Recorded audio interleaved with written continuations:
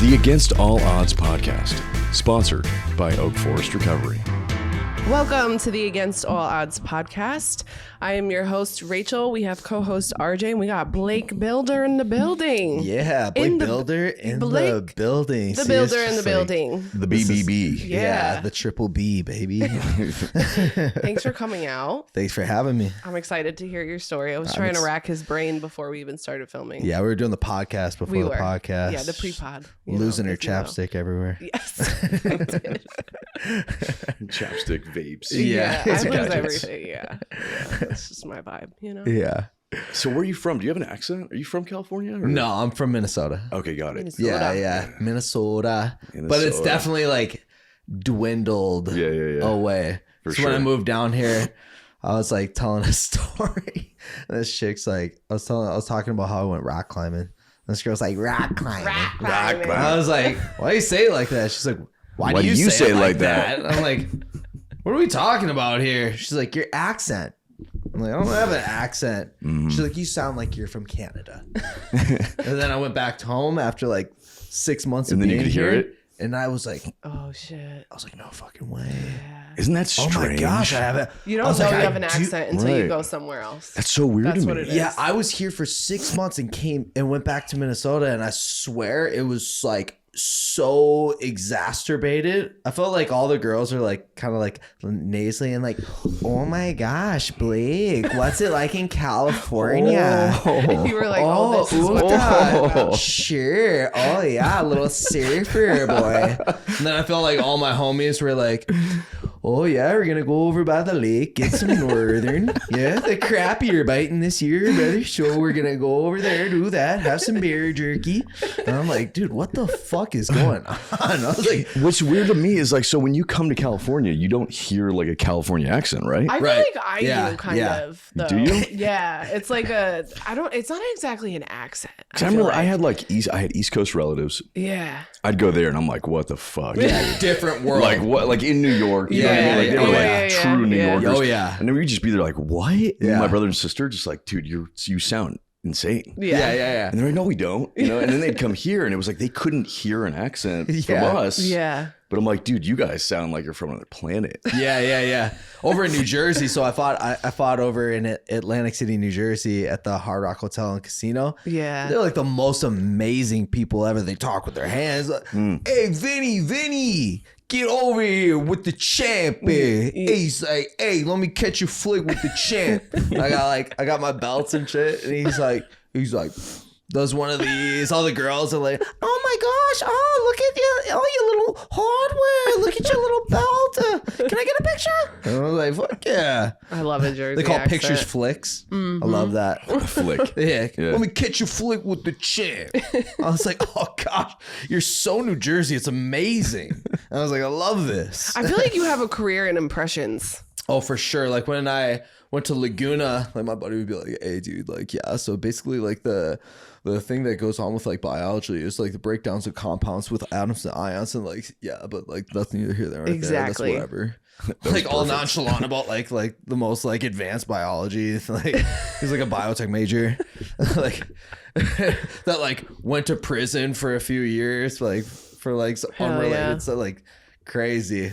But he would always talk like this. Yeah, dude, fucking like break down a bunch of scientific shit, but you can't take it serious. Is there an accent? It sounds very Orange County. Yeah. Is there an accent that you can't do?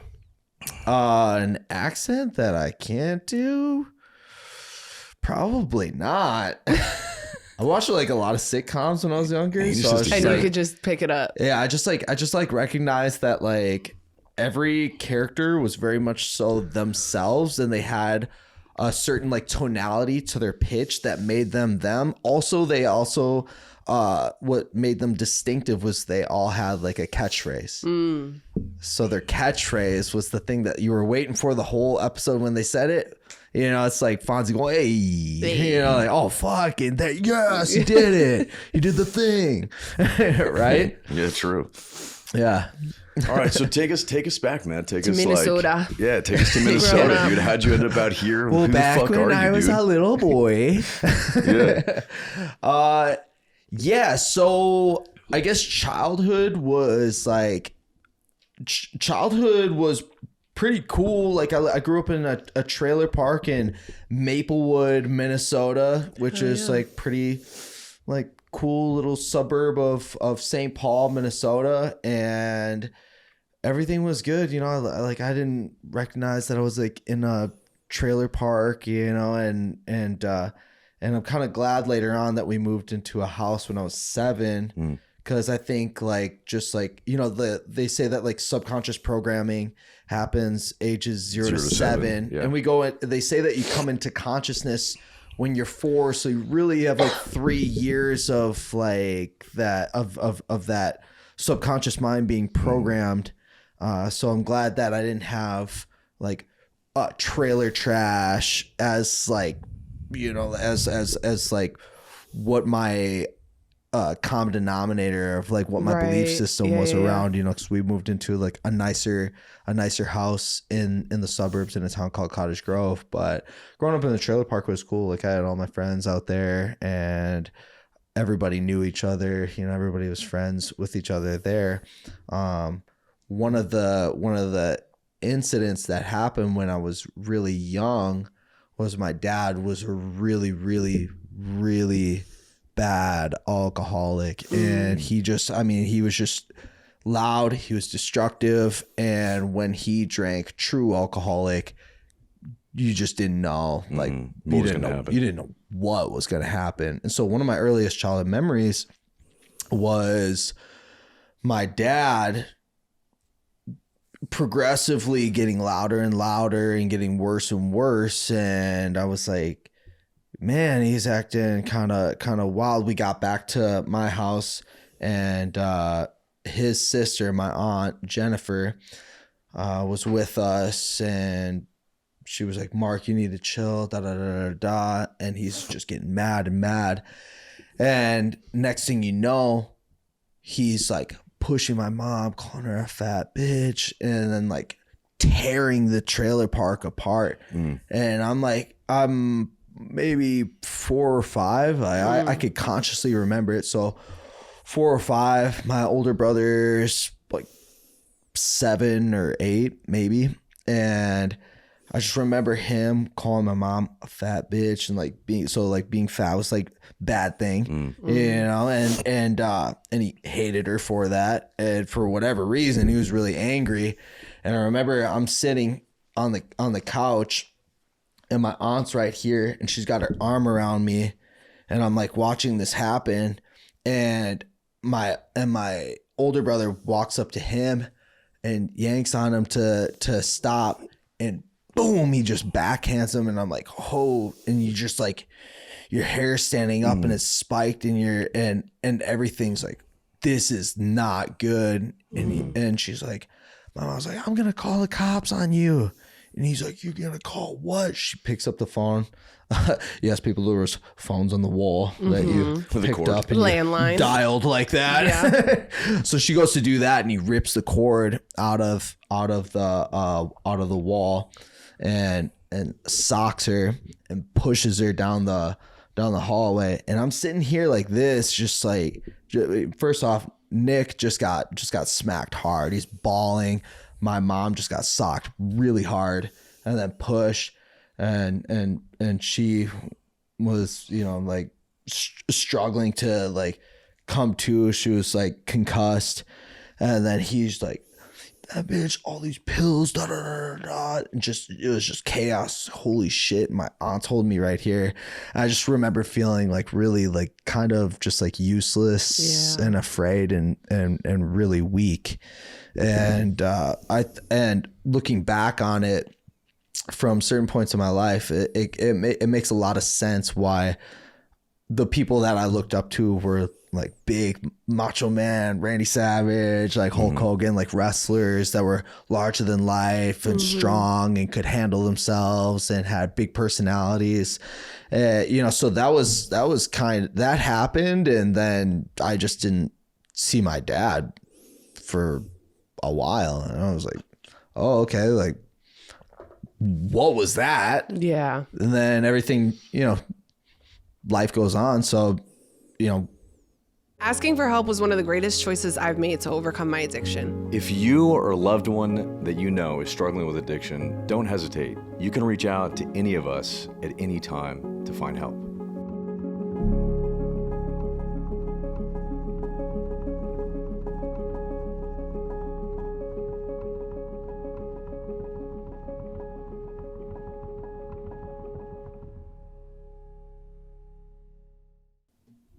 we just kept moving forward, you know, and it was like a year or two later, we moved into that house in Cottage Grove, Minnesota. It's like a nicer suburb of St. Paul, Minneapolis, and it was like 15 minutes outside of the cities. And we lived in like a really like nice house. It was a 3-story house. We had a pool in the backyard, like half court basketball. That's great. It's just you guys, you and your brother and your mom at this point? Yeah, me, my older brother, and my mom. Okay. Yeah. And like early childhood was pretty awesome. Like it was just normal, you know, like you know, I was kind of like the skinnier one in the family. Like I was just like, because I saw, you know, like they were all, my older brother and my mom were always made fun of their weight for their weight. So I was like, man, you know, like I definitely don't want to deal with that. It seems like a hassle. You know, I better make sure that I'm on point with like fitness. So I'd always like, even like second, third grade, I'm like doing push-ups. Wow. Yeah. Sit-ups. And then also, you know, it's like, I want to be able, you know, if anything like that happens again, defend yourself. Yeah. I want to make sure that I'm strong. Yeah. You know, I don't, you know, cause I was like sitting here like this, like so afraid. And like, I wanted to go help my brother, and my mom, you know, but I'm like, what am I going to do? If he did that to Nick, and Nick is the strongest guy in my world when I'm 5, he's 7, you know, and he's 2 grades above me. I'm just gonna get wrecked by that guy. So I just stayed back and had to like just sit and watch all of it. And then you know, we're going through elementary school. Everything's like pretty cool. My dad came back around 5th grade, and I remember being so excited. I was like, oh yes, you know, like I had 4th grade, my little brother was born, Brayden. My mom was with this dude, and he and she like had just caught him cheating. He had like 3 other kids, like one of those. Yeah. Had like 3 kids, 4 baby moms. You're like, wait, that math ain't math, you know. But he had a bunch of girls on the side. She like tore his house apart. And he's kind of an asshole anyway. So I was like, whatever. And then next thing you know, she's pregnant by him. Oh no. Like after the fact, I was like, wait, what? And she's like, yeah, we're gonna have a kid. Da, da, da. Like with Robert. Yeah. I'm like, oh my gosh, what are you like? What? I was in like 4th grade, and I was like, Mom, this is fiscally irresponsible. I was like, do you think that we're ready for this child? I was like, this is like parenting the parent. Yeah, I'm like, right. You already said that you're having trouble with a mortgage. Are you sure this is what the family needs at this point? And with Robert, how could you be so irresponsible? She was like, I'm the parent here. I was like, oh, all right. Like, oh, spare me of your benevolence. You know, but I knew innately like this is gonna be tough financially. If you're already complaining about like and like talking about how worried you are now, it's gonna be a lot worse. And so it was, and so I think her moving my dad in 5th grade was her kind of being like, hey, it'll be another person in the house that could help pay rent. Right. You know, and so my dad comes back, and I'm excited. I'm like, I don't have my dad around. I'm like, all right, yes, father figure. Great. This is gonna be sick. Yeah. He goes back, he has like, he's wearing like a fishnet top, and he's like fat, not a shave. Like when I remember him, he was like young, buff, good looking. Yeah. And wow. And I seen him, and I was like, who the fuck is this guy? I was like, man, he let himself go. He's like fat, big old handlebar mustache, long hair, and it was not father son. It was just kind of like some guy. Yeah. Interesting. Yeah. I was like, hey, what's up? Yeah. And he's like, oh, hey, Blakester. And I remember like right away, like him getting there. It was like the first time that I started feeling like feelings of just inadequacy and depression. Because he came in and he was like, yeah, Blakester, your old dad's not doing that good. They say I got cirrhosis of the liver, got about a half of my liver left, so, probably not looking too good for your old dad. And I was just like, what? I was like, you're dying? And he's like, yeah, I don't got much time left. And I'm like, I'm like excited that he's back. Now he's back and he's telling me he's going to die. Yeah. I was like, what the? And then the next day, I'll never forget, 5th grade. And we started off with health class. And they're talking about the functions of the liver. And that it's basically impossible for somebody to live with dysfunction of their liver. And I was like, and I remember just like sinking my head into like my arms and being like, my dad's gonna die.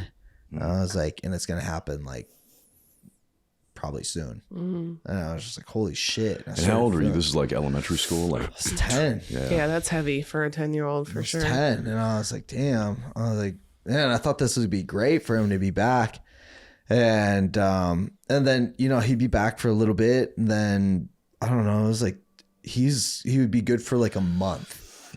So he was kind of in and out, drinking, not drinking. Yeah, and hiding it, Right. and then he'd hide it for like a good minute. He'd be good the first month.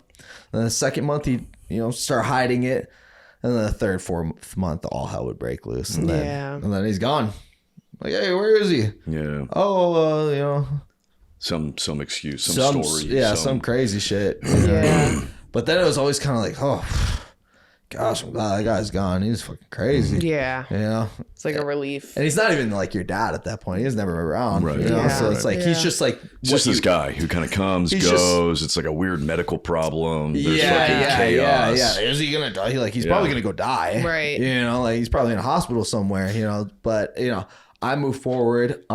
And my mom always dated like these smooth talking, like suave brothers, so like 6th grade comes around, I'm like trying to look for like a father figure. Yeah. My mom's dating all these like black dudes. So like, I was just like, oh yeah, like, man, they're like swaggers, like unmatched. So I was like, and then like 7th grade, I was just like, all my friends were like black too, and like, and then like going into, so elementary school for us was like kindergarten through 6th grade. And then middle school was 7th through 9th. So I'm like 6th grade going into 7th grade. I'm like, man, I got to decide who I'm going to be.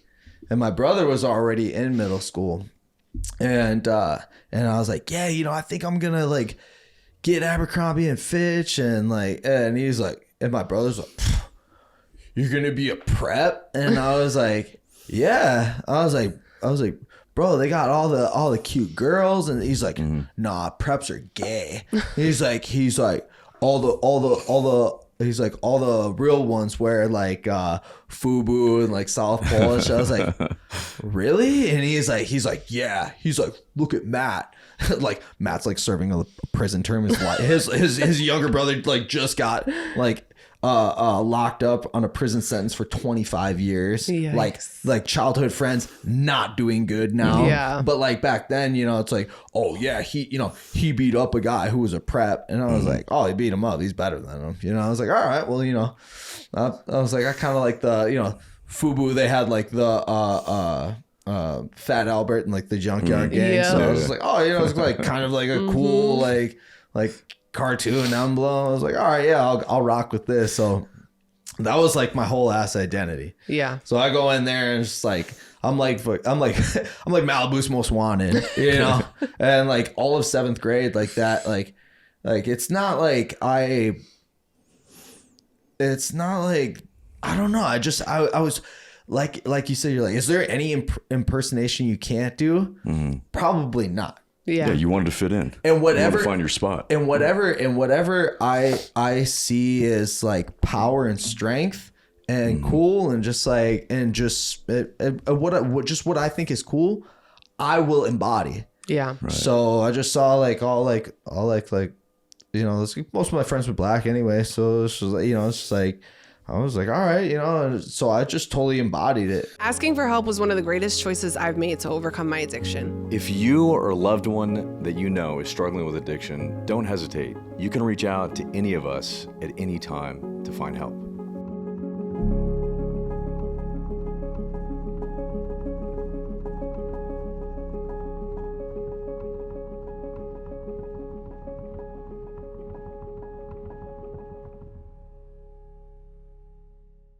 And then in 7th grade, I was like, you know, I was like the blackest white guy I've ever met. You know, so like I felt racism from my own kind. You know, like people were like, oh, you know, like bro, quit talking like that. Like quit talking you're black. I was like, and then I'm like, you know, you can't talk like a color. You know, I'd be all good. Yeah. You can't talk like a color code. Shit. Yeah. You know? You know, and then I saw my mom's boyfriend put waves in their hair. So I was like, shit, I waved want your some hair? fucking waves. Had a do-rag and everything? Yeah, so I had a red do-rag. I pulled up and people were like, What? what do you think you're doing? I was like, shit, working my waves, cuz. Yeah, I didn't know, you know? Like I was like, if they can fucking do it, why can't I? Right. You know, and so there's just a lot of like me trying to figure out who I am, you know, as like a younger guy, and 7th grade was kind of like that, you know, and the preps were like, what the fuck is this guy doing, you know, and like people made fun of me a lot, you know, but all my black homies were like, oh, you cool as fuck, you know, like, oh yeah, you with the shits, you get it, you know. And like, and it was all good. In 8th grade, my dad comes back around, and I'm semi excited, but I just don't know what to fucking expect with this guy. Yeah. And I was kind of like doing my own thing. Like life was like really good, you know, like I was still kind of like a little wigger, you know, but like that's what they would call me, you know. Which is, you know, you put the, yeah. And you know, but I just like graffiti. I liked, you know, I like beatboxing. I liked like listening to like Rozelle and like hip hop and like rap music, and I mean everybody did, you know. It was just like whatever, you know, and I didn't have the money to be able to, you know, like I actually like at that time wanted to like wear like preppy clothes and whatnot, because I was kind of like finding like what it was, but it wasn't until my dad came back and I had ultimate freedom. Like I could do whatever I want. Like if I wanted to leave the house, I'm leaving the house. You know, and if I asked to leave, it was more so just like, hey, I'm just like informing you I'm going here. Yeah. Like, hey, mom, I'm heading over here. Right. And she's like, no. I'm like, mom, please. And she's like, no. And I'm like, mom. And I just until she said yes. And I was like, all right, see you. She was like, all right, fine. I was like, all right. And it wasn't until 8th grade that my dad came back, and then all of a sudden, you know, like he was like the enforcer. And then I remember like I had a suicide attempt because I literally just because I couldn't go over to my friend's house. Dude, I relate so heavy to that. It was almost like, because I would look at the past, I would be like, this guy like beat the fuck out of you. Then he comes back last time, tries to stay sober, gets like hammered drunk, and then like threatens to beat the fuck out of you, and then ends up like the police come, he gets like escorted out, and now he's back again, and you're siding with this guy, but I've been here the whole time. And she would do that with Braden's dad too, Robert. Okay. That's why we didn't like him. That's why I was like, dude, why would you have a kid with this guy? And because when he was in, we were out. And it wasn't necessarily like that with words. It was just more so when he was there, we almost didn't exist. Yeah. And that's kind of why it was just like, no. I'm just going to inform you of where I'm going and see ya. Yeah. You know, and if you say no, like you don't even care. Like, but like, it doesn't even matter to you where I am anyway. Right. Or that's how I felt, you know? And so when he was in, it was like the same thing. I was like, oh, he's in, I'm out again. And it was 2 weeks after I had gotten drunk for the first time, you know, so it relates along with like use. And I remember that feeling of like the first drunk. I was drinking vodka with orange juice screwdriver. And the she's like, you want some? I was like, oh no, I tried it before, burned my throat, I'm good. And she's like, no, drink it with orange juice. And I was like, orange juice? I was like, I don't know, I'm gonna burn my throat. She's like, you won't feel anything. And I drank it and I was like, oh, this is good. It had a lot of vodka in it. And I ended up chugging the thing, and I ended up like walking down the street confessing my love to Tanya Latender. Shout out Tanya. Yeah, shout out Tanya Lasagna. And like her and her friend had two other guys over that were like supposed to be there. She's like, you need to go, my mom's gonna be home. I was like, just come outside, let me talk to you for a second. And then she's like, no, you gotta go, you're not supposed to be, my parents are coming home. I was like, you're just playing hard to get. I get it, it's okay. But you know, I was like in there just like talking my shit and had the confidence to do it. And when I was walking back home, all my homies were like right there. And they're like, man, Blake, what you doing? You stumbling and shit? I was like, man, you guys are always talking shit. Shut the fuck up. And they're like, what the fuck? Hey, what are you talking about? And like, but I just had the confidence to like talk back. I was like, I hit you with that doo-doo. I hit you with that doo-doo. Like, man, take your drunk ass home, Blake. I was like, I'm just playing with you guys. But I would really hit you with that dude. And then they started chasing me. I like ran off. You know, and I got back home. I'm pretty sure I threw up everywhere. And I was like, oh, that was awesome. I can't believe I talked to her. I was like, it's a little embarrassing, but at least I went and did it. Mm-hmm. I was like, I can't believe I talked shit to all my homies. Like, I'd never talk to them like that. Yeah, and they were like, and they even brought it up the next day. They were like, man, what were you on? I was like, I don't know. I was drinking with Angel and the other girls and Rachel, and I don't know. I got that liquid courage, I guess. And I remember my dad coming up and being like, "Hey, keep it down," da, da, da, da. And just like, hey, shut the fuck up, like, da, da, da, da. Like, what are you doing? And I think he knew that I was drinking. I was like, oh, I can't let him know, you know, because you know, he's bad with alcohol. And yeah, so it's like 2 weeks later. I want to go over to my buddy's house. I was like, hey, I'm heading over to dance. My mom was like, you're not going anywhere. I was like, all right, see you later. She's like, no, you're not going anywhere. I'm like, what are you talking about? And then my dad's like, you heard your mom. I was like, oh, fucking, yeah, I didn't say it. I was like, oh, please. I was like, all right, I'm going to dance. I'll see you guys tonight. I'll be home before 10. And he's like, you heard your mom. And like looked at me, and I was like,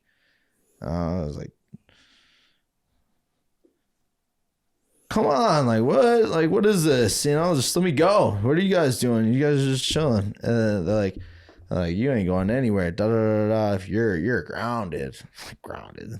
Like, and I was like, yeah. They're like, yeah. You're not going to dance. So I was like, bet. And so I went upstairs, turned on Hey Arnold, went up to the bathroom, and I was like, and I just started counting all the pills that I started eating. Mm. Like 1, 2, this bottle, 10, 12, this bottle, 24, 28, this bottle. I got up to 52 pills. What kind of pills were they? It was like Tylenol. Yeah, Tylenol. So I know that it was right after I drank, because when I reviewed my story, the girls that were drinking that night had no dose. Oh, yeah. Those little yellow caffeine pills. Mm-hmm. So that's how I know, like, the timeline of it. Yeah. Because I swallowed all these pills, and no dose are quick release. Right. So they're just like, you put them, they dissolve. Yeah. a lot of them were capsules, thank God. You know, like I'm glad it wasn't like fast acting, like Tylenol or Advil or whatever. Asking for help was one of the greatest choices I've made to overcome my addiction. If you or a loved one that you know is struggling with addiction, don't hesitate. You can reach out to any of us at any time to find help.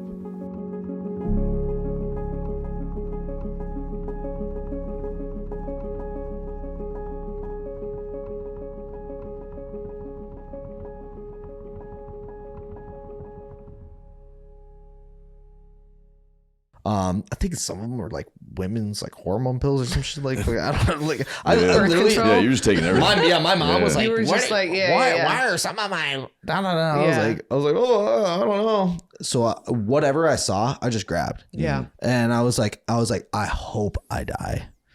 And I went down and I watched Hey Arnold for like 10 seconds. And I just wanted to feel that fucking high again from 2 weeks ago where I didn't care about anything. And I felt it for like half a second and then I felt really sick. Yeah. And then I remember running up and just throwing up and I was like, oh my gosh. I was like, I did it. Like I felt like I was for sure going to die. That was the first time I ever prayed. I was like, God, if there is a reason for you to keep me alive, if there is a mission or a purpose that you wish for me to fulfill, I'll do whatever you want me to do in life. I don't know what that looks like. I don't know what you look like. I don't know what this is, but I know that there's definitely something in this moment. And if you choose to take my life right now, I give it all to you, whatever you are. If you choose to keep me alive, I pray that you give me the knowledge of what your will is for my life and the power to carry that out, whatever that looks like. Yeah. Whatever you tell me to do, I'll do. And it was like, I get chills like thinking about that because like I didn't know, and I was way too proud. Like I never told them. They just thought that I got real sick. Yeah. I never told them. But my older brother was checking in on me. I was like laying down in my room and I was like, I puked up a lot of the pills. Thank God. But the no-dos were hitting. So I was like laying down, but I was wide awake. But I was like, felt terrible. But I wasn't going to tell anybody.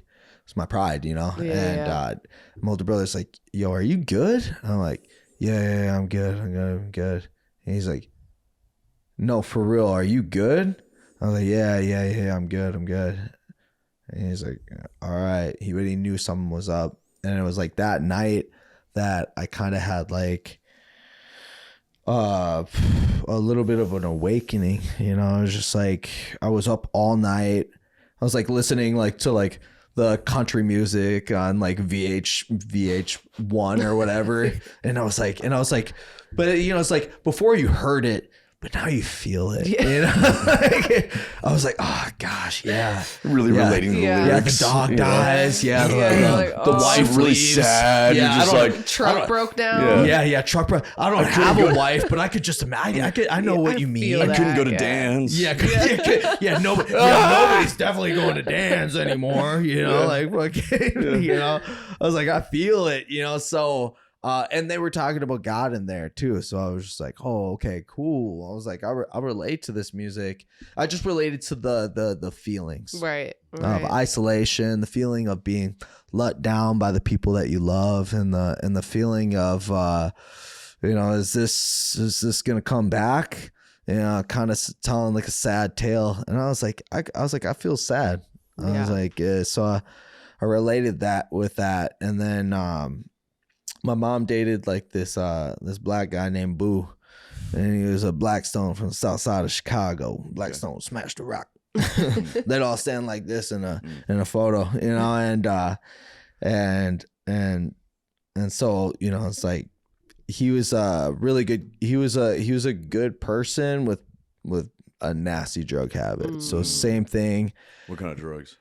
Crack and heroin. Yeah.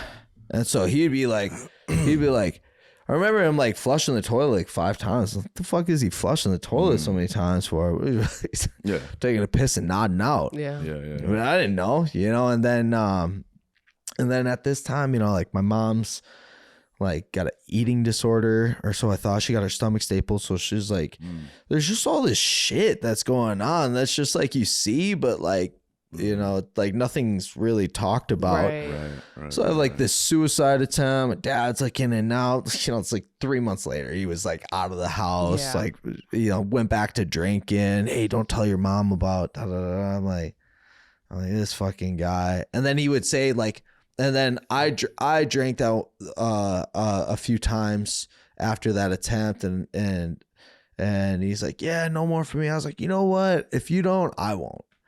And then he'd go back, and so I like, you're like, yeah. What's the point? And then he came back later in high school, and it was an absolute shit show then.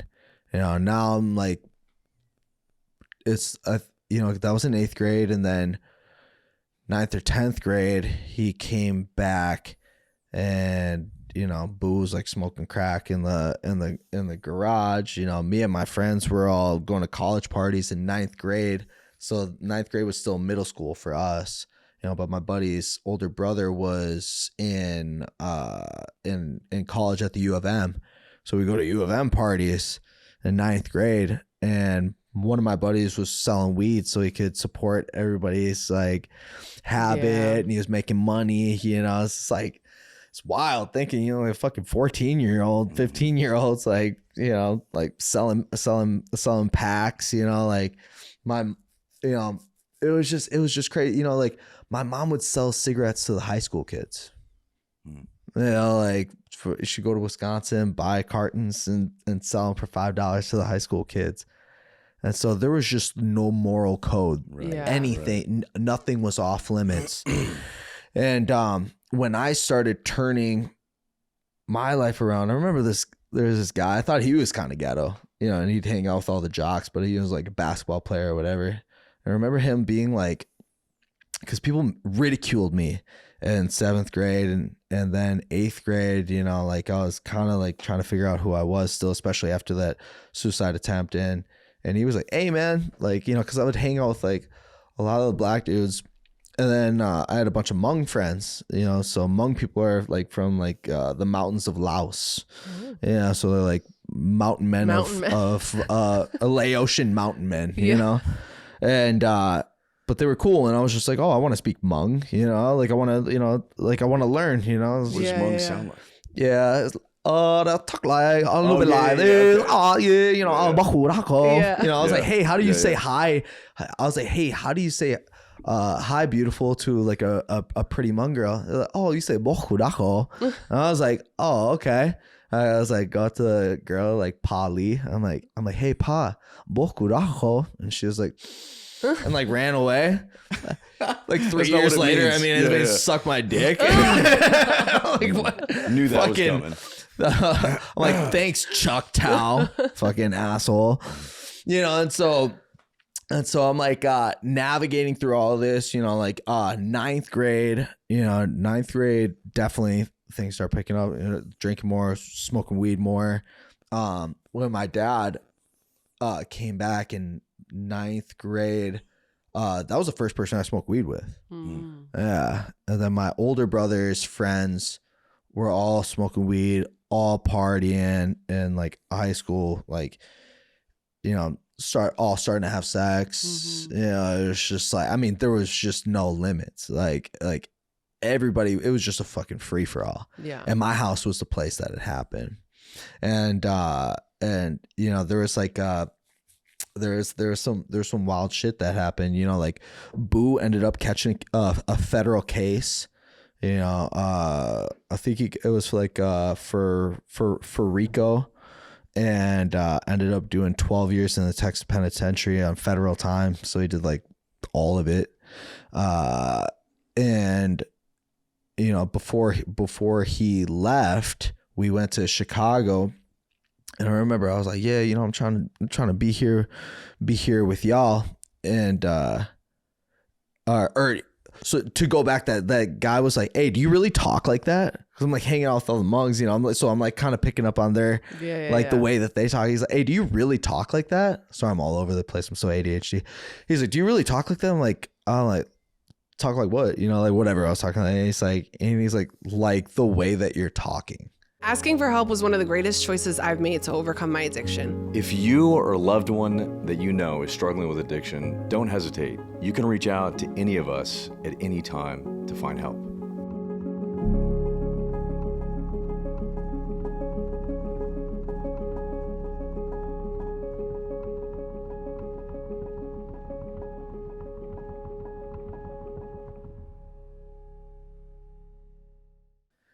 And I was like, this is just the way I talk. He's like, is it? And I was like,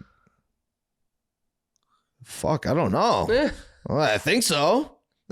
You know, like, I don't know. I don't even know who the fuck I am. You know, I'm trying to figure it out. So I think this is the way I talk. I mean, it's the way I'm talking, right? So, you know, like, am I trying to be Hmong? Am I like trying to be black when I'm like, I don't know. I'm just being me, you know? And I think that it's cool. I think their culture is cool.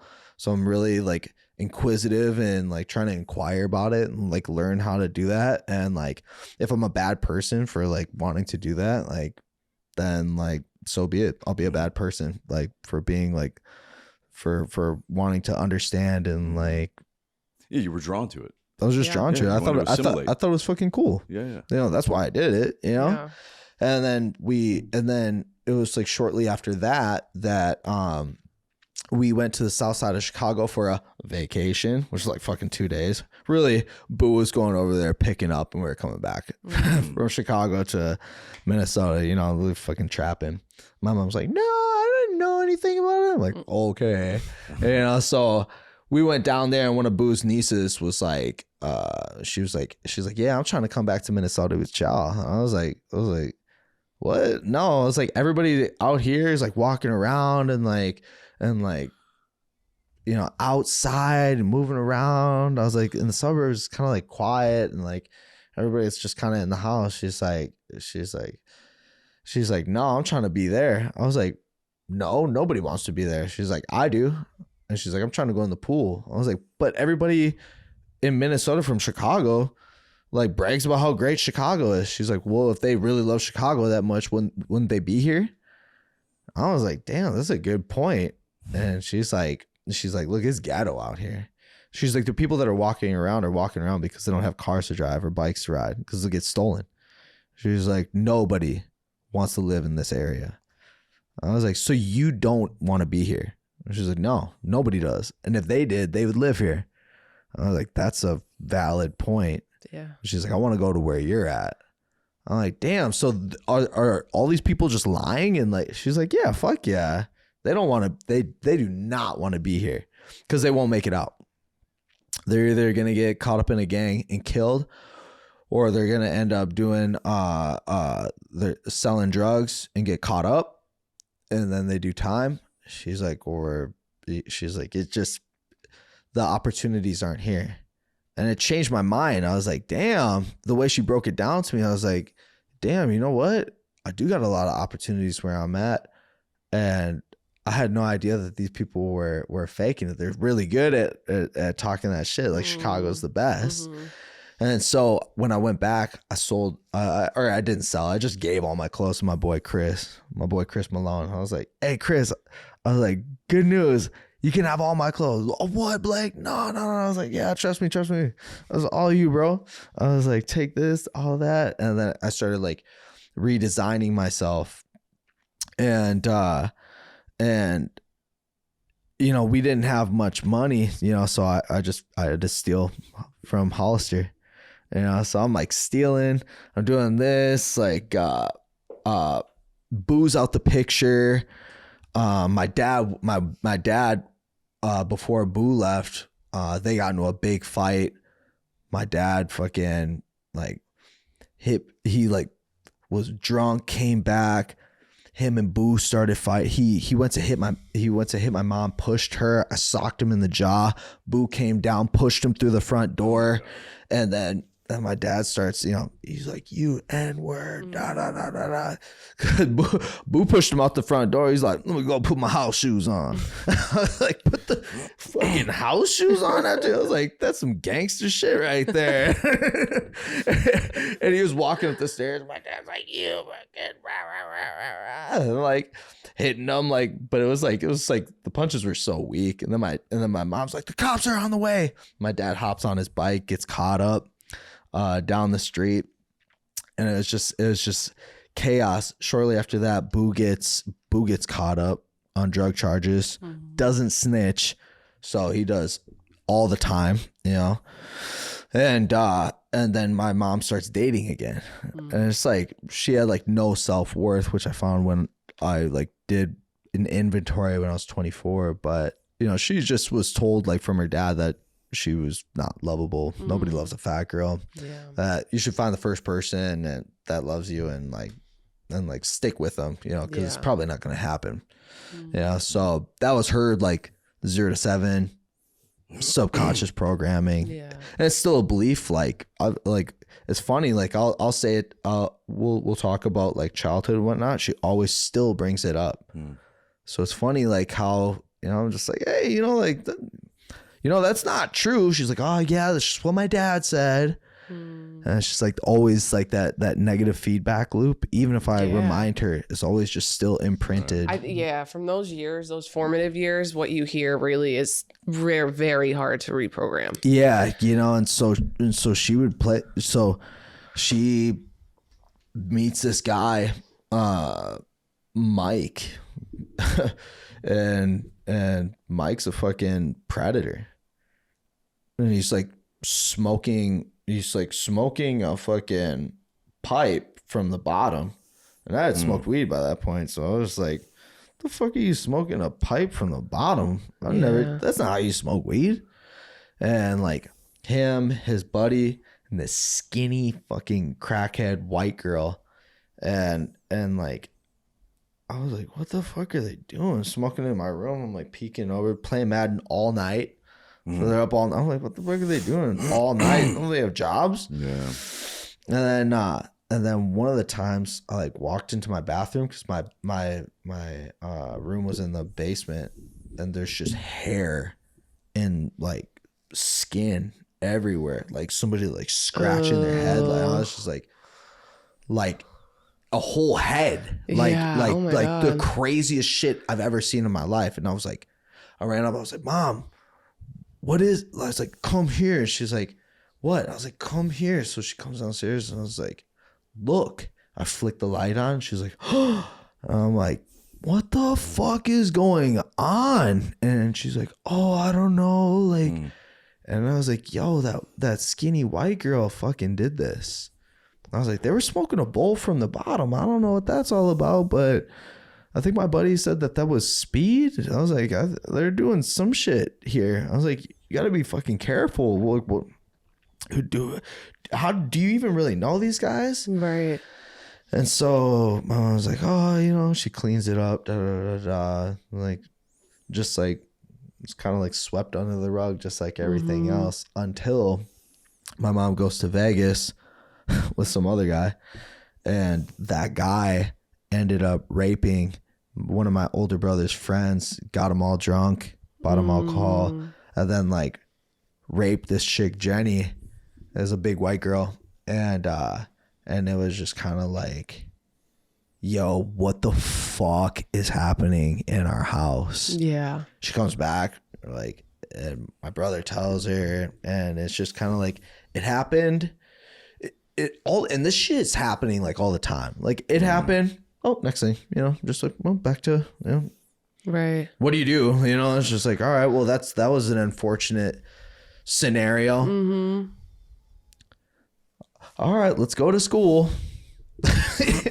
Just something that happened over the weekend, you know, and like, and you know, your mom selling cigarettes to the high school kids. It was just like fucking unstable and just madness. And then, you know, that's just kind of like the way it went. My friends are all drug dealers. You know, that's like my place was the place where they could, like, you know, if they got in bad with their parents or if anything happened with their family, They could come hide. I could just Yeah. move. You could just hide away over here. You know, I did it to a bunch of friends, more than I realized. People were like, "Oh, remember when you had me stay over?" Guys, girls, wasn't like any, you know, girls wasn't any sexual way. It was just like, you know, they were my friends. You know, I just wanted to help them out. You know, and they could just stay over at my house and escape from their home life, you know, and I just take care of all of them, you know. Asking for help was one of the greatest choices I've made to overcome my addiction. If you or a loved one that you know is struggling with addiction, don't hesitate. You can reach out to any of us at any time to find help.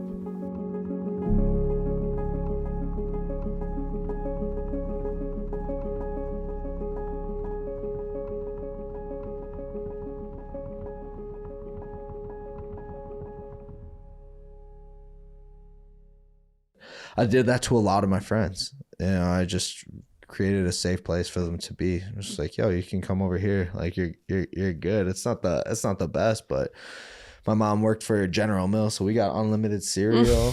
You know, like, and it's got to get eaten up eventually. You know, so I just feed my friends a bunch of cereal. We watch like all the Rocky movies because I was obsessed with Rocky and fucking and then my friends, you know, it's like, they would come over to my house and they would sell weed and they needed a place to smoke. So we just smoked in my house. Yeah. You know, smoked in my house. It was just a free for all, whatever. And then in high school, you know, it's like I was like smoking weed every single day. You know, it's like all I cared about. Other people like functioned and like did their homework and did all that, but I just didn't give a fuck. I was just like, you know, I didn't care about anything really. You know, I was like barely getting by. I was in SWAS program. It was like school within a school, so I felt like a fucking retard going into high school. It was like, gosh, I mean, like my older brother was in like special needs classes. My younger brother were short bus special needs classes. And I was just like looking at my mom. I was like so disappointed in her.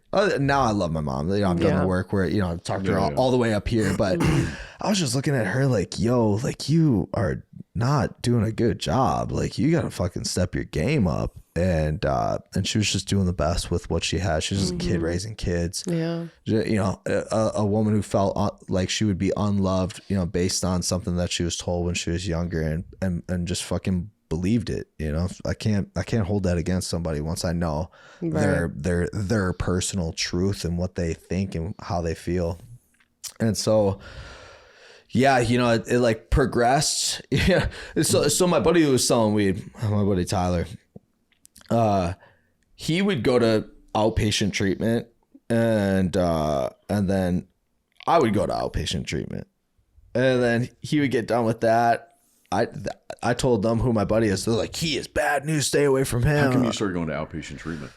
Because like I was like smoking weed every day, and then and my mom was like noticing that it was like getting progressive, and I think she probably noticed that like she has fibromyalgia, so she had like pain medication. Oh, and you were taking her pills. Yeah, so we were like, I'd take her pills, I'd take it, I'd sell it to some of the kids, but I think she noticed like some of it was like missing. Yeah, you know, and so she had me go to like a drug counselor, and for whatever reason I was just honest. He's like, yeah, have you ever like taken mushrooms or anything?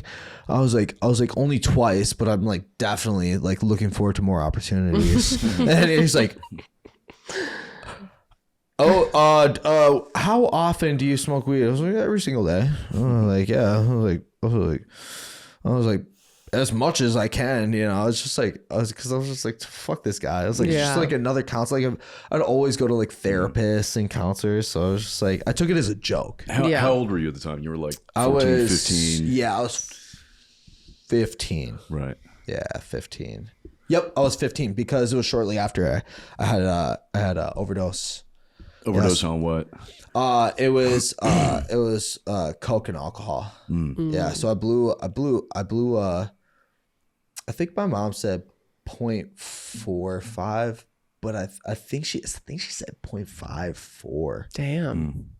But I don't know, maybe, because like it's one of the two. which is like either point, one. 0.45. Either one at 15. Jesus Christ. Yeah. 0.54. Holy fuck. Yeah. Right? Like both are really bad. Yeah. But yeah, so my buddy that was selling weed, like he, you know, all of a sudden coke is in the picture. Yeah. You know, so it was like, oh fuck yeah, like I want to try this. Tried it for the first time. Felt like Tony Montana. I'm like telling him all the shit that like fucking like a truth serum. I was like telling him a bunch of bullshit. I was like, yeah, you know, I fucking did this and da da da da. And I'm like, sorry. He's like, oh, it's all good, bro. Fucking. And but he was my boy, and I had his back, and I was like, and so he ended up going to outpatient treatment. That was before the overdose, and then I go where he went. They're like, oh, that guy's bad. Stay away from him. I was like, whatever. I used the whole time, and they drug test you there, and they're like, hey, da da da da. It came up at hot, and I was like, yeah. I was like, look, man. I was like, you either put me away somewhere, or I'm gonna keep doing the same thing. I'm telling you right now. Yeah. I was like, the way that everything is set up, I was like, it's not gonna go well for me. And I was like, so put me away. I was like, I'll go to Fairview, I'll go wherever. I was like, just put me in inpatient treatment. But it wasn't court ordered, and it wasn't approved by insurance. So I go, hey, this is just like kind of what I do now, and like what my people do. So, you know, if you want me to change, you gotta get me away from it. And I was like, do it. I was like, or else nothing's gonna change. My grandma's there. I'm telling the counselor. I was like, do it. I was like, I might change. I was like, but if I don't get taken away from like the environment, just like epigenetics, it's gonna be the same thing.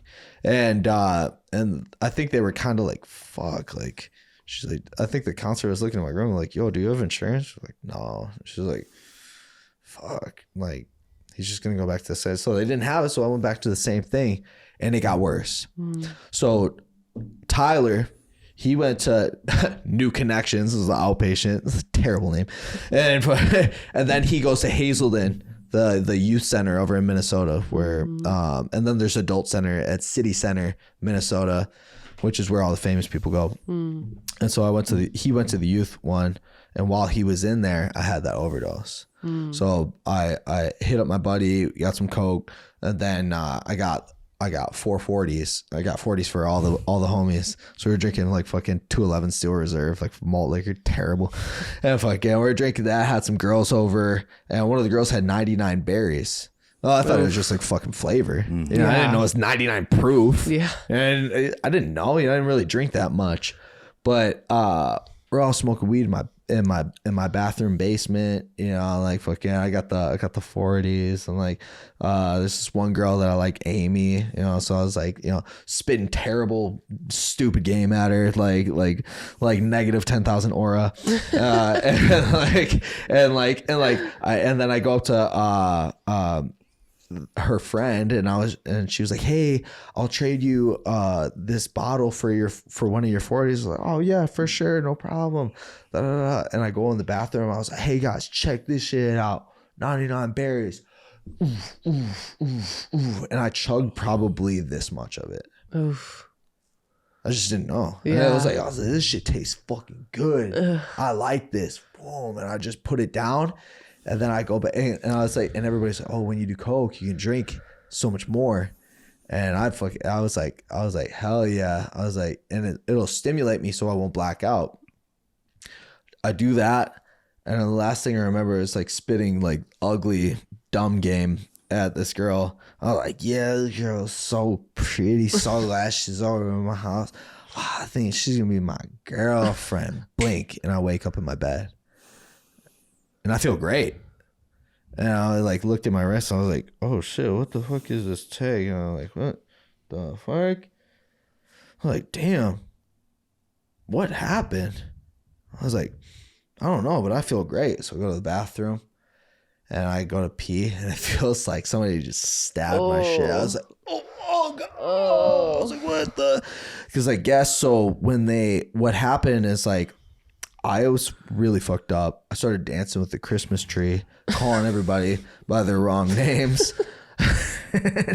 and then I went out to the car. I guess one of the guys had Oxycontin. Oof. So I took a pill of Oxycontin from my buddy Jake. Was it the 80s? Was it like the blue ones, the green ones? I don't know exactly what it is. I like vaguely remember grabbing. I was like, give me some of that. And he's not alive today anymore. Yeah. Like all these people that I was around, like most are either dead or in prison. Asking for help was one of the greatest choices I've made to overcome my addiction. If you or a loved one that you know is struggling with addiction, don't hesitate. You can reach out to any of us at any time to find help.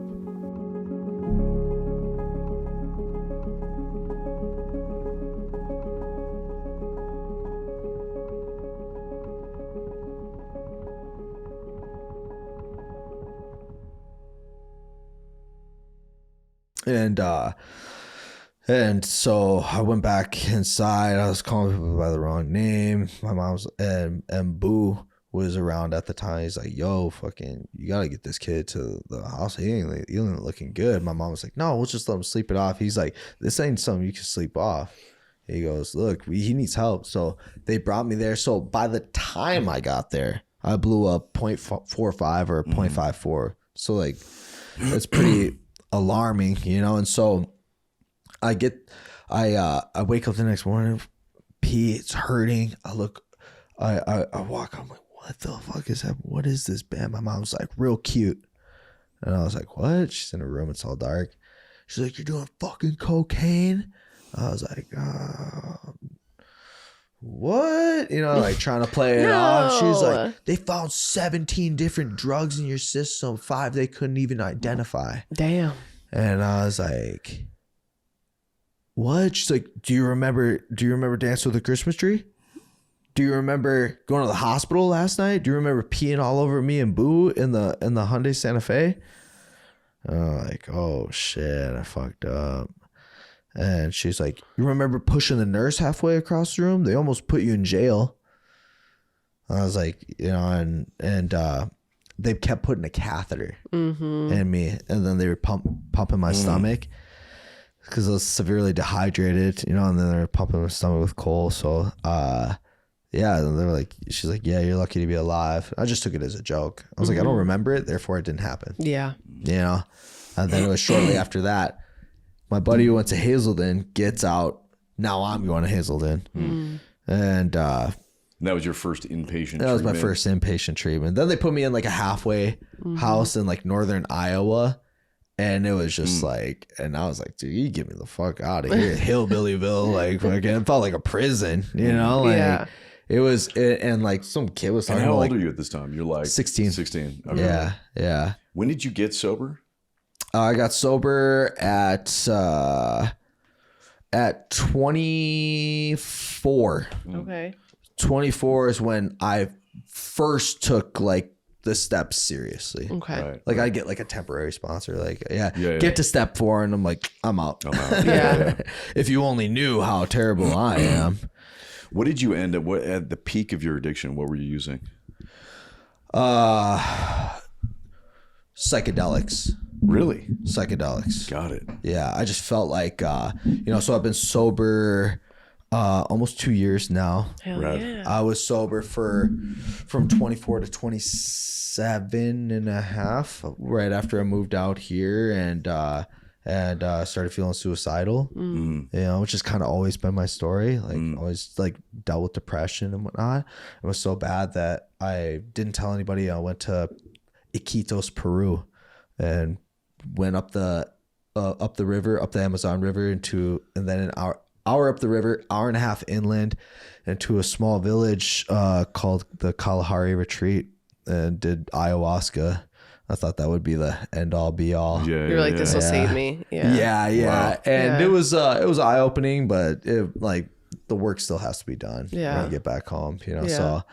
So yeah, you know, it's like, did that. It was like, okay, but I felt like I just had this big secret, didn't tell anybody in AA. Yeah. And so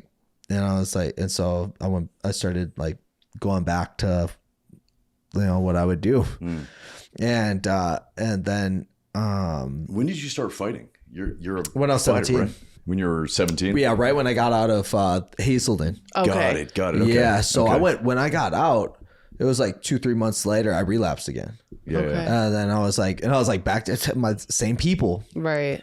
Well, and then my buddy broke into one of the guys that I hung out with his house and caught multiple felony charges, breaking shit. and entering, like trespassing, stolen property. Like they hit him with everything under the sun. And it was fucked up because he did it, but we were all there doing it with him, you know, but we didn't get anything. And that broke that relationship with one of the friends that I had who I would like smoke weed with and like enabled me. And then two of my friends got in a fight at school, and this guy beat the fuck out of my friend. I beat the fuck out of him. And then when he came back to school, I was like, hey, dude, I'm so sorry. I made amends. I was like, dude, you beat the shit out of my friend. I was like, can you forgive me? He forgave me. And then he moved next to my best friend, Ben. And so me and him became best friends, and he was number 3 in the country for boxing. Oh, wow. And I lied to everybody in treatment. I was like, oh yeah, I box, I do jujitsu. I'm going to be a UFC fighter. And they were like, oh shit, cool. And I remember wrestling with a guy, and like, he was like kind of getting me, but I ended up getting him to like, hey, for not having any experience, you did pretty good with you. I was like, oh yeah, you know, like must be a natural athlete, you know, and you know, and so I went back to doing the same old habits until I met my buddy Manuel Contreras Jr. And then me and him, fucking first ones to the gym, last ones to leave, and I just fell in love with it. And Did you stop using and drinking and stuff during that time? Yep, because Manny was like anti everything. Yeah. He was like, hey, you still smoking weed? I was like, bro, that's like way in the past. Yeah. It'd been like 4 days. Yeah. I was like, dude, that's like way in the past, dude. I don't do that stuff anymore. And he's like, all right, bet. You ready to go to the gym? I was like, yes, I am. I've been waiting for this my whole life.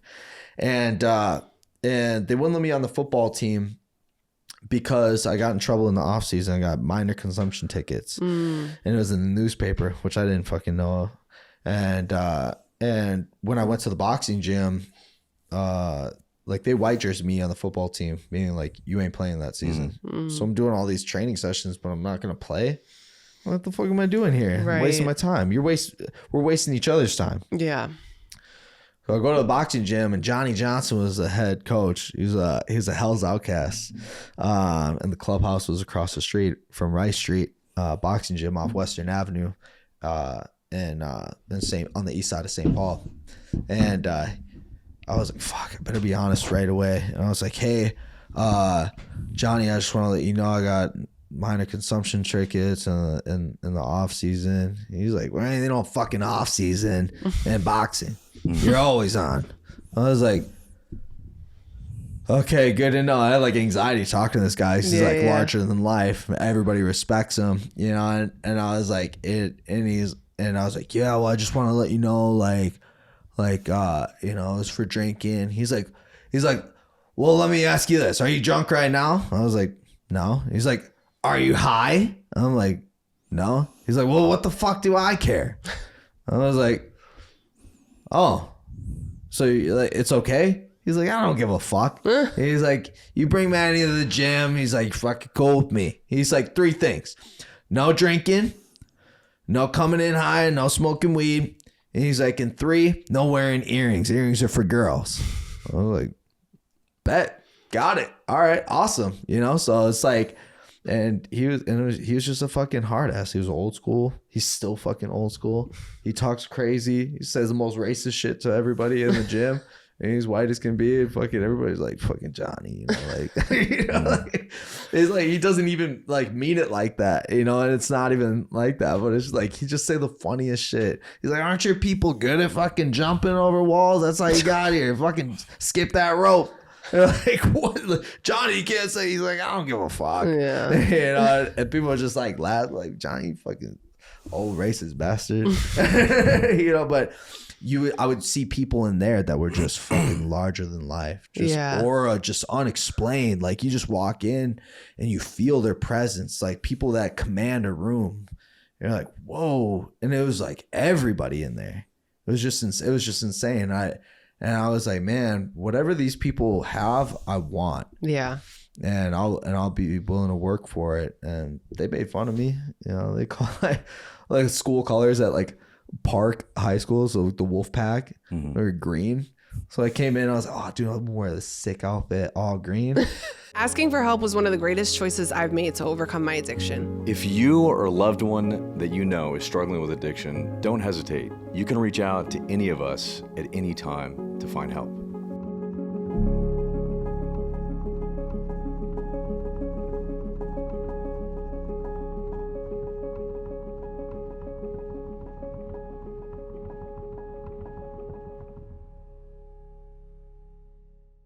They call it like, Johnny's like, Manny, what the fuck you bring this fucking leprechaun in here? What the fuck? He's like, did you lose your pot of gold? And I wasn't good at talking shit. So I was like, oh yeah, I got the rainbow. And he's like, and everybody's like, oh man, this dude is fucking da da da da da. I'm like, fuck. Yeah, Manny's just, what the fuck, rainbow? What the? I'm like, I don't know, bro. I'm not good at talking shit. So I mean, respect was earned there. Yeah. Like you couldn't talk your way into it. You had to earn your respect. And so the only way that you earned your respect was by working hard, like being courageous and sparring, doing hard sparring and just being fucking, you had to earn it. You had to work your ass off, and you had to earn your keep. And once you could do that, they could see it, then they'd work with you. Then they give you the time of day. But until then, it's like fuck away from me. You're just going to leave anyway. Most people did. 'Cause it was really tough. It was tough living. So you eventually got to UFC. Eventually got to the UFC. Yeah. 3 years ago. Wow. Yeah. Let's tell us all about that. Yeah, so I moved here in 2017 and was at Team Oyama. My main sparring partner was like Marlon Chito Vera, who fought Sugar Sean O'Malley for the world championship title, but he wasn't there yet. He wasn't top 15 yet. Yeah. So when I got here, it's fucking tough. It was hard sparring. It was a hard ass. Is that what you came out here for? That's what I came out here specifically to do. I lived in a fighter house in Irvine that Colin Oyama let guys live in. So there's like 13 guys to like a 3-bedroom. What was that like? 2-bath. It was everything you could imagine. It was like, everybody was like pretty cool because like, I mean, if you did some dumb shit, you just get your ass kicked at the gym. Yeah. So, you do your fucking chores, do your laundry, clean up after yourself, be at every training session. You are not late. Nobody's late. Everybody's at every training session except for one guy, which was like so annoying, because like some heavyweight, like amateur, there shouldn't even be like on the team, is just like slacking off on like everything, like getting away with them. Like, the fuck is this? But that guy never made anything of himself. And all the other people pretty much all went to the UFC or got like close. Dana White's Contender series. The people that stuck with it and shut the fuck up and did their work, almost all of them, almost every single one of them. And it was hard. It was hard training. Yeah. And there's a couple guys that fought for world titles twice and, fell short, but they fought for a world title in the UFC. Yeah, it's a big deal. Number one. Yeah. Lots of top 15 guys in there. Carlos Esparza was a world champion for a little while. Yeah. And the UFC, I thought it was going to be awesome, but it just wasn't, What was that?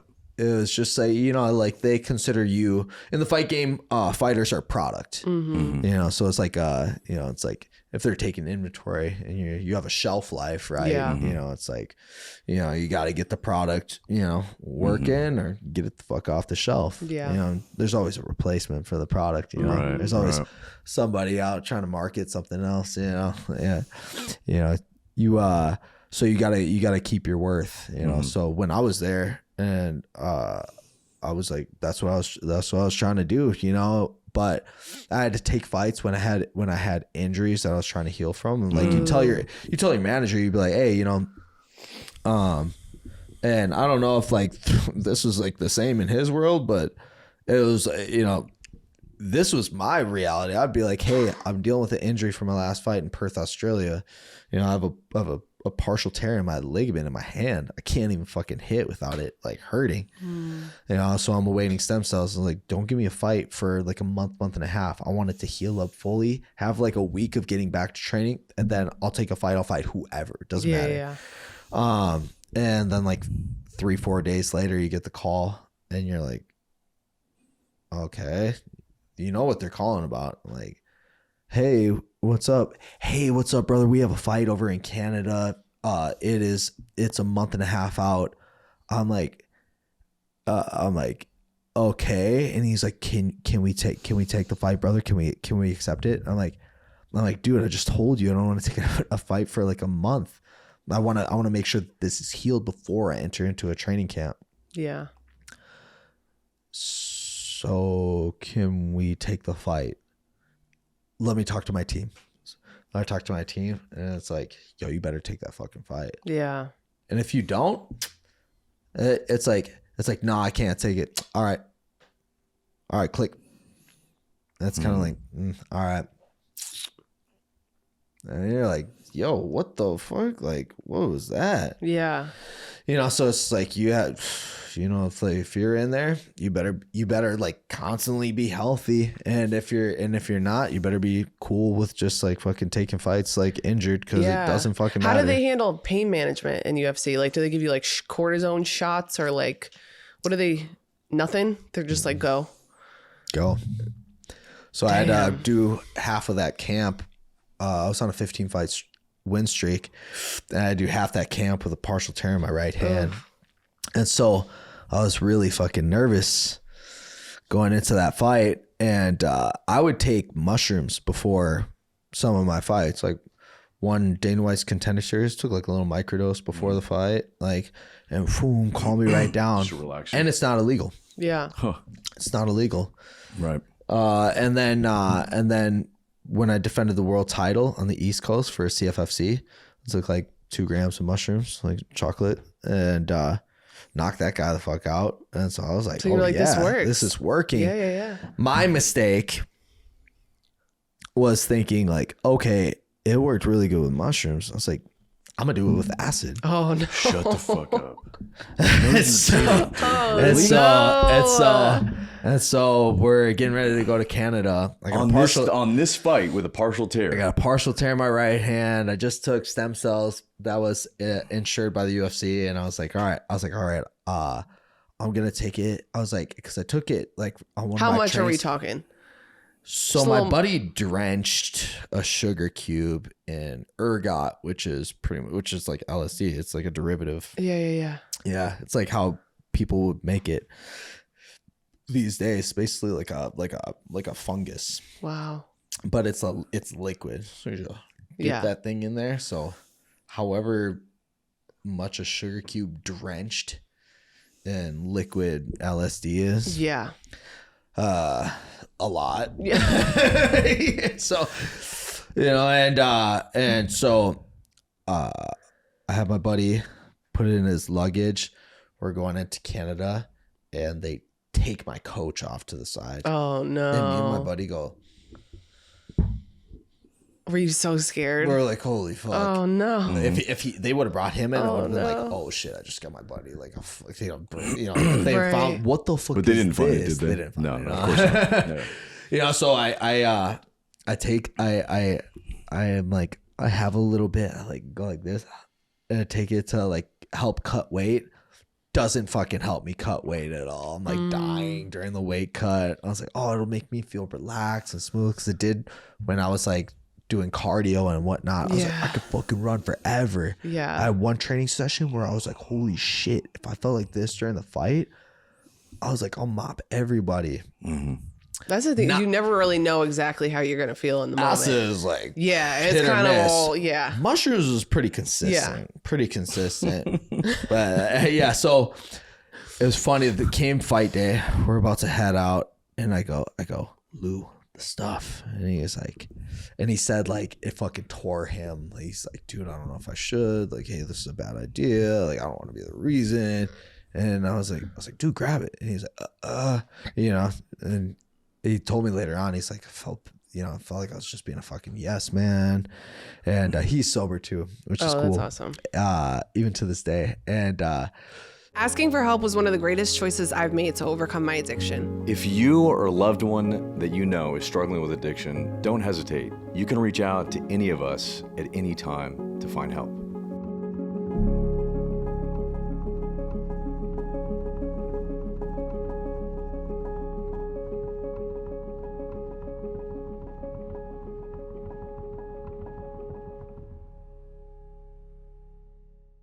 so I go in the bathroom, open up the tinfoil, it's got the sugar cube on there. I put it in my mouth, and like the whole fucking thing like dissolves. And that is not what I wanted. I just wanted like a microdose. Oh my I just God. want to go like that, and it just starts to dissolve and go no. And there's just like a little bit left, and I was like, Uh-oh. oh no. How long And then did I you flushed the have? rest. Yeah, how long did you have until you had to actually fight from this point? An hour and a half, 2 hours. Oh shit! Yeah, right in so- time. Yeah, so Oh no. so right before so I'm in the so that happens, I go, oh no. I take another little lick, and then I flush it, and then I'm like, all right, God, we got this. And for the life of me, I swear I hear ye of little faith. And I was like, what? And I like looked in the mirror, I was like, nah, God, we got this. And I was like, but in the meantime, I'm gonna throw on like some like all blacked out shades. And so like I like it almost felt like I could like feel it immediately. Maybe it was just like the adrenaline, just like, like I'm heading to the arena. I just took fucking way too much fucking acid. And then I'm wearing that. I got this big entourage around me. I get downstairs. My coach is bumping Mike Jones. Back then they didn't want me. Now I'm hot. They all allow me. Daniel Cormier is like recording it like, damn, Blake Bilder got a little entourage, man. He's really coming out. He's really out here. And I'm like trying to play it cool. I go up to the people that you see that direct you to the where you need to go. And the guy comes up to me like right here. He's like, Mr. Bilder, you've been randomly selected to be drugs tested as soon as you get to the arena. He's like, I need you to go immediately to the bathroom and pee for us. And I was like, and I'm like, I'm already nervous, but I was like so tense. I was like, bet. I was like, cool. So I get there, I go in, and the guys there, like, I feel like looking at me like this. And I was like, oh, what the fuck? I was like, oh, hey, how's it going? How's it hanging? Like, bad joke, like pee for them, and they're still kind of like look. I feel like everybody's like fucking eyeing me. I was like, ain't no way I'd be able to survive that. I'm so fucking paranoid right now. Yeah. And I'm like looking in my eyes in the mirror, a little dilated. And then next thing you know, I'm like trying to like play it cool, fucking nervous. I'm feeling it. Then it's like my time, like my warm up was shit. Trash warm up. My coach is like trying to do the thing. But I'm looking at him and I'm not like really believing in like his like flavor of like what he's bringing to the table. He seems like, I'm like getting a sense of like doubt from him, and the other coaches, and the on my team, and the other coaches in the room, because of my lack of being able to perform on like the mitts. So it just looked like shit. But I've had bad moments on the mitts and like did good in fights. But I walk out, get out there. doing fucking great the first round until like the last 10 seconds. He throws a looping overhand, boof, hits my shit. My vision goes this big. It starts pulsing to my heart rate. And I could see my vision opening up. And I was like, oh shit. And it's like red, a little red circle. I've never seen anything like that in my life. All of fighting in all 50 fights that I've had. And I was like, am I about to get knocked the fuck out? And I see him just like walking me down, big fucking Canadian lumberjack. And I was like, oh shit. And I guess Cormier was like, oh shit, I think he hurt him, you know, but I played it off pretty cool. I go back to my corner. I can't even hear the fucking corner. Everything's loud. My head's loud. Fucking, and it's dark all around, but the lights are super bright. So the light, because your eyes are dilated from LSD, it's like the refraction from the light is like making things like a little bit blurred and skewed.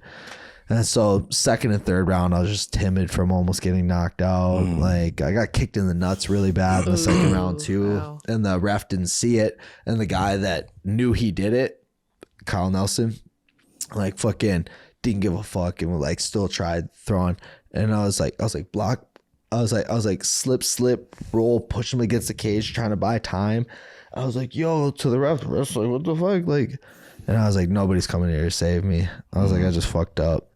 And that's kind of like how the rest of the fight went. Yeah. I lost that fight. First fight I've ever lost, 15 fight win streak. You know, it's just like they say in the book, we get tied off at the exact wrong time. And I was just so nervous for the fight that I just, you know, and I was using like mushrooms to help me out with it. I just thought that was the solution. I just thought like another psychedelic would help. Right. And I felt good in a training session. But dude, I had a jiu-jitsu session that felt like the way I felt in there. And it was just like, it was just hit or miss. Yeah.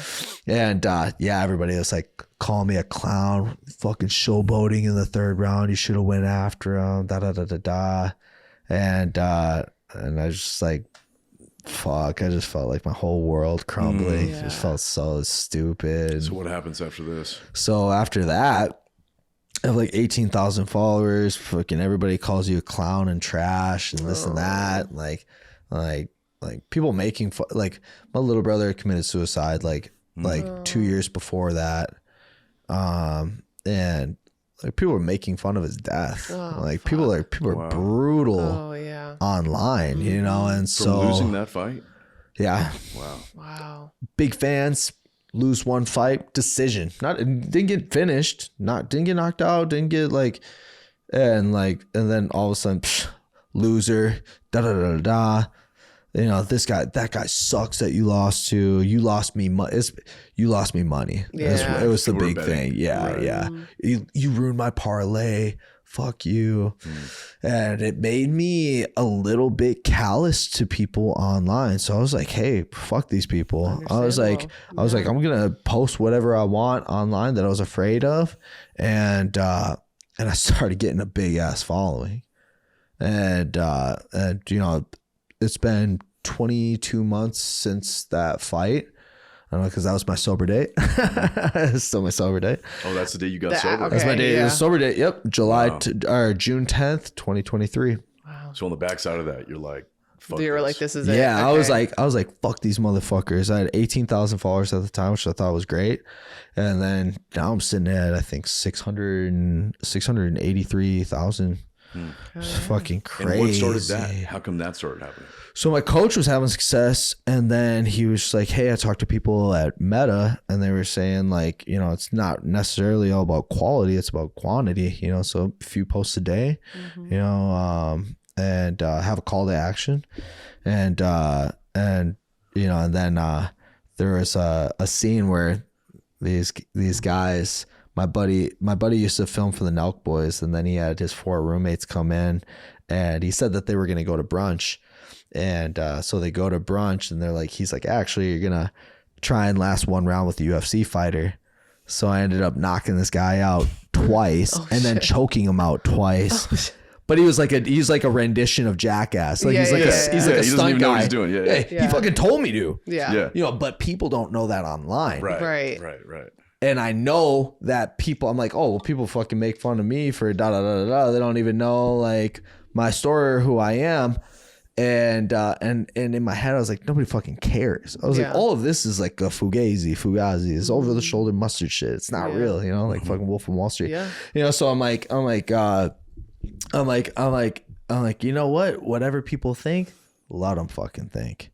And so I posted the video, fucking viral. Oh, wow. Like viral, like every country, every fucking fight team is talking about it.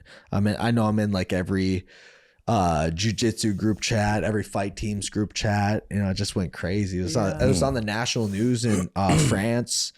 Yeah, it like went insane, you know, and like you know, and it was like, and I subtitled it "Street Fighter versus MMA Fighter." People, that's not a street fighter, that's a fucking crackhead. Yeah. You know, but Asking for help was one of the greatest choices I've made to overcome my addiction. If you or a loved one that you know is struggling with addiction, don't hesitate. You can reach out to any of us at any time to find help.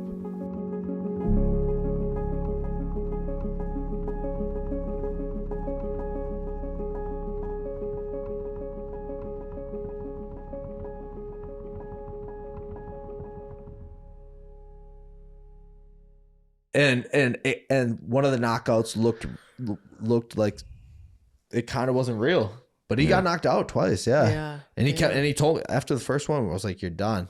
My Albanian friends, and the guy's like, no, one more. My Albanian friends like, brother, please. You already got your head knocked and you are unconscious. You don't want any more brain damage, brother. And the guy's like, no, I'm good. And I was like, are you sure? He's like, dude, the fucking video, it'd be sick. I'm like, all right, knock him out again. Then I choked him out twice. Yeah, that's crazy. And so that video was kind of like the one that it was the one that set the ball running, and then I started doing a ninja move of the day where it's just cool jiu-jitsu move. So now you're like a content creator / Now I'm a content creator. I'm like a social media influencer. Yeah. Which is like, you know, people are like, oh, you're like an influencer. I'm like, dude, I just like doing fucking cool shit. No, it's great. I like man. making people laugh and like and honestly, it's turned into something that's so cool. I was just up at Bradley Martin's gym last week, met a talent agency, so now I got a really cool manager. Hell yeah. And then like I'm starting to make like collaboration videos with like some like really big influencers and whatnot all around the country. Cool. Yeah, so it's like-minded people hang out with like-minded people, you know. So I'm starting to, you know, and it's nice that I have a manager now because like some people will be like, you know, it's like I want to come on the podcast. Like this is my, you know, I get to do this. I wanted to, you know, but some people, if I don't want to do it and somebody wants me to do it and like, oh, it's for sobriety or it's for God, you know, they like try and gaslight me. I'm like, bro, I'll fucking chill, you know. So now it's cool that I have a manager that can be like, hey, no, this doesn't make sense, or this does make sense. Like, let's go with this. Or if a sponsorship or a brand deal, you have a friend who has a product that, hey, can you put it on your page? I'm like, oh, it's kind of like a business page. It's like, I know it's my personal life, but it's like also like it's just like my brand. It's like, you know, it's like you have to pay. I'm sorry, you know. I'm like marketing for you, you know. If you're like, don't you want to help people? Like, yes, but like, fucking, can you help me out? You know, like toss me a few bones, you know. Yeah. You know, so it's just been crazy, you know, and like being done with fighting. I had a little identity crisis, like who am I anymore? I'm Blake, the UFC fighter, Blake El Animal, you know, my nickname for fighting. It's like you know, now I'm kind of stepping into just like making like funny content with a talent agency that I'm with, and just kind of exploring what's next, you know. But they do really good with all their people, and so it's really exciting. That's rad. Yeah. That's super cool. I have a ton of free time. I have a bunch of money saved from like from crypto. Like I invested a bunch in crypto, like in like 2020. And so people were like, "What do you even do?" I'm like, I have like long-term investments that like that like pay a dividend that I live off of. You know, like you know, I was always like, I was like smart with my money, you know, so it's like, so I can kind of do whatever the fuck I want. Yeah. You know, as long as I have like a good lump sum, I just, the dividends pay me, like live within my means. You know, so it's like not my fault that like you have to work a fucking 9 to 5, like, right? You know, like, I don't know. Sorry. And so what's next? Like, what's your plan, man? What are you trying to do? Yeah, you know, it's interesting. People are like, "Hey, do you want to still keep fighting?" I'm like, I've been fighting my whole adult life, you know. And it's like, for me, I think, you know, just like filming funny content, like the brand deals. Like I just did a brand deal that paid fucking a lot of money. Paid like half of what people make in a year. Yeah. Right. Like It's what? amazing. From content. Like we filmed for 7 hours. It's funny. Yeah. Like we film funny content. Like, and I could come up with some of the ideas. I'm like, oh, you know what? This would be funny. Like, he's like, you know what? That's a great idea. Let's run with that. I'm like, really? Yeah. And I was like, and so I was like, dude, I have to be a part of this agency. And then they were like, hey, we've been looking for like top talent. Like you're easy to work with. Like you're a good actor. We'd love to have you on board. And so I just signed with them a couple days ago. That's great, man. And so they're gonna help me out on all social media platforms, and they have fun. It's all like kind of in house. It's like a family, and I love like that. and everybody's really cool. Yeah. And I would be making more than like way more than I ever thought I would be able to. Way more than fighting. There's a lot of money in Yeah, content like creation. a brand deal pay me as much as what a fight would pay me. You know, it's So like great. a brand deal. Like you end up doing like sponsorship or brand deal with Pellegrino. Yeah. Like crazy shit like that you wouldn't think of, but What's the new way of marketing? it's a new way of marketing. Yeah. It's just the best. It's just the best way to do it and go about it, you know? So I think that, you know, if I feel called to fight, I'm gonna do it because I want to do it. Not because somebody's fucking forcing me and making me do it on like 1 week notice, Yeah. you know? Especially when I told them, hey, like give me a little bit of time. Nope. So I felt like it made me feel like a slave. Yeah. I was like, dude, I don't have any control. And this is a really tough, I'm supposed to fight one of the top 20 guys in the world on 5 days notice. Yeah. Come on, you know? And then, you know, you get people that, oh, dude, you're just a pussy. Oh yeah, dude, fuck it. I was only number 64 in the world, you know, but I'm a pussy because I don't want to cut 30 pounds in 4 days and then fight one of the top 50 guys and on 5 days intense. notice. You do it. Let's see if you would do that. And some will, and some do because they need the money. Yeah. I don't need the money, Yeah. you know. And I saw my friend die in the cage. He was pronounced he was pronounced with 0% brain activity at the hospital. Oh my God. 30 minutes after the main event fight. And I said I wouldn't fight again after that, but I did because it was my calling, you know. But I seen that happen. He lives today. He got 2 brain surgeries. They airlifted him out, but I seen him die. And so I know that the fight game's fucking serious. We're not in there doing ballet. Yeah. Like you have a bad night, it could cost you your life. Yeah. You have a bad night, it could cost you like you have a bad night, you talk funny for the rest of your life. And going in there fucking tripping It's a on LSD. risk, right? That's insane to me. That is so out of pocket. Insane. It's so out of like, pocket, that is dude. so fucking It is like out of so pocket. fucking- Just being so far removed I'm glad you're from sober it now, now, man. it's just like I was trying to pitch. I'm like, could I'm I? glad you're sober now, man. me Yeah. too. How old You know, are you? You're 26, 20, I appreciate that. I'm 34. 34. Oh, okay. Yeah, 90, baby. Yeah, 90. Yeah, I'm 1990. 91. Yep. Yeah. Millennials. Yep. That's millennial. great, man. Yeah. It's So, fucking wild. and I did not want to fucking sponsor. And there's this guy that asked me, and I wanted to sock him in the fucking head because I was trying to explain, like, I was so embarrassed about what I did. I was so embarrassed about like what I had done. I couldn't tell anybody. I was like, oh fucking. And I go to a meeting and they start saying all this stuff that I'm like, oh, you know what? Maybe I could be honest. Yeah. I start getting honest with like, hey guys, I fucking, you know, so the, you know, took acid before the da da da da, and this guy walks up, he goes, He goes, yeah, and you probably got your fucking ass kicked, huh, bud? I start backtracking and explaining myself, which I don't do. Yeah. And I was like, no, actually, the first round was close, dude. I was up in strikes. And the second, he goes, yeah, you got your ass kicked. And I was like, I'm going to fucking kill this guy. My biggest secret at the time, I don't want to tell anybody. I see the guy like 4 or 5 days later. I'm saying the serenity prayer and asking how I'm going to get rid of this resentment to God. I'm like, I should be training. And I see the guy at the last meeting that I was ever going to go to. And then that guy was like, hey, what's up, bud? I was like, I got a resentment against you. He was like, well, what did I do? I go, dude, you know that I took acid and you're going around telling everybody that I took acid in the UFC fight and you're spreading it around so everybody knows.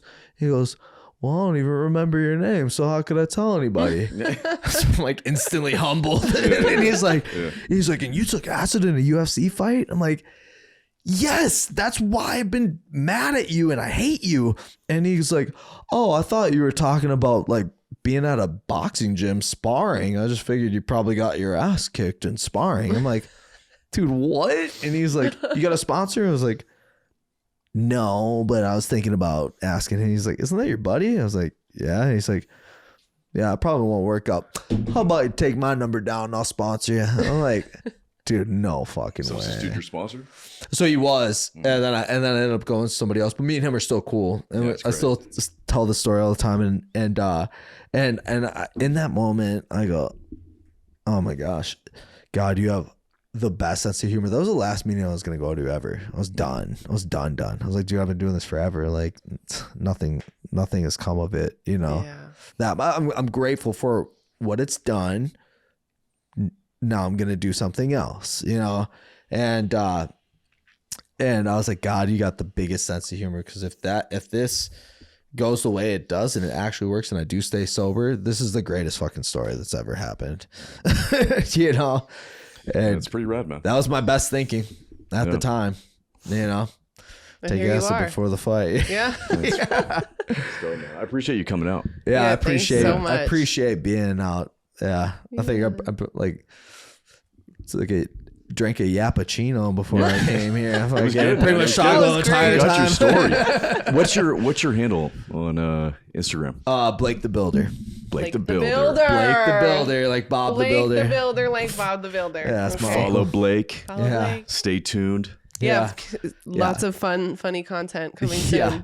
Much more non-acid exciting stories coming out. I feel like you need to get on a video, like, and go through all your crazy stories. Oh my gosh. That would do really well. Yeah, I think it'd be Just like you and the camera, just talking to the camera. You don't need a production, like just you. That's know? a good idea, actually. For sure. That's what I do. Have somebody animate it. Yeah. That'd be so fun. Yeah, that would be fire. That would be fire. Well, thank Dope, you so man. much. Yeah. Yeah, thanks for having me. Hell This yeah, is man. awesome.